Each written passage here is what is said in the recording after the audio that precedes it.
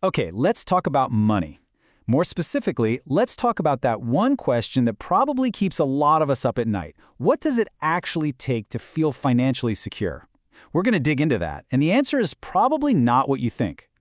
So really, what's your number? The number that would let you finally take a deep breath. For most of us, there's one big, kind of scary figure that immediately comes to mind. A number we've been hearing our whole lives. Yep, $1 million. That's the big dream number, right? The magic ticket to retirement, to freedom, to everything.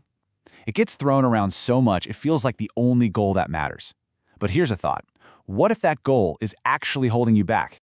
Because the reality is, the number that truly changes your life, the one that really matters on a day-to-day basis, is so much smaller. And honestly, it's way, way more important. And that's what we're going to break down right now. So, first up, the $1 million myth. We're going to talk about why aiming for a number that feels completely impossible can actually do more harm than good. See, here's the thing about a goal like $1 million.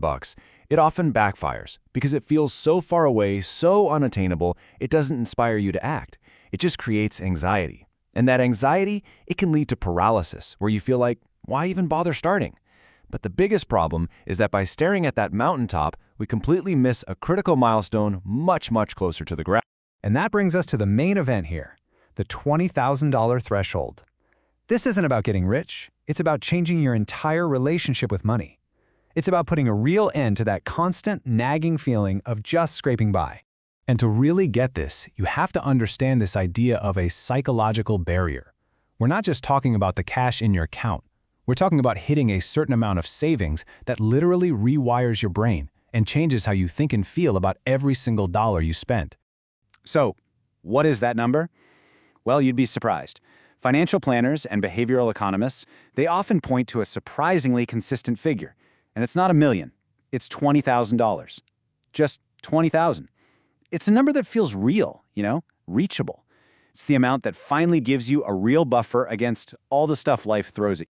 So what really happens when you cross that $20,000 line? It's like a switch flips inside your head. You literally shift gears out of a constant state of survival and into a new way of thinking, opportunity. And I mean, the difference is it's night and day. Below that threshold, you're always in survival mode. Every decision you make is driven by fear. Fear of a car repair, a surprise medical bill, you name it. You're just reacting to crises.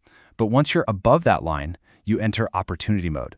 You can start making decisions based on growth, not just survival. You can think about the long term and be proactive, actually planning your future, instead of just trying to get through the week. But look, the psychological shift is huge, for sure. But that's only half the story. There's also some really surprising and powerful math going on here that starts to create this incredible momentum. Okay, check this out, because this is where it gets really cool. That first 20 grand, that's the hardest part. It is a grind. But what's wild is that getting to your next 20,000 almost always takes less time. Your progress actually starts to speed up, even if you don't change a single thing about your saving habits. So, how is that even possible, right? If you're saving the exact same amount of money each month, how on earth does your money start growing faster? Well, it's because this amazing three-part engine kicks in. First, you've got your own savings. That's your hard work, that's you. But now a second magical thing starts happening, compounding returns. Your $20,000 is now big enough to start earning real money all by itself. And third, and this is huge, you have stability. That buffer prevents one flat tire from wiping out your savings and forcing you into expensive debt. Those three things working together, that's what creates this powerful forward momentum.